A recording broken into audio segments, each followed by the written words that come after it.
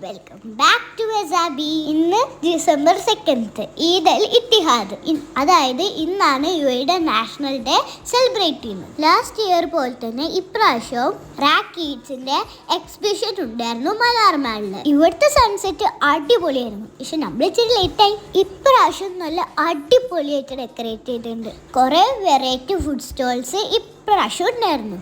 പിന്നെ ഞങ്ങൾ കുറേ ഫോട്ടോസൊക്കെ എടുത്ത് റൈഡിലൊക്കെ കയറി എൻജോയ് ചെയ്തു. നാഷണൽ ഡേ റിലേറ്റ് ചെയ്ത് കുറേ പ്രോഗ്രാംസ് നടക്കുന്നുണ്ടായിരുന്നു. അവിടുത്തെ നൈറ്റ് വ്യൂ അടിപൊളിയായിരുന്നു.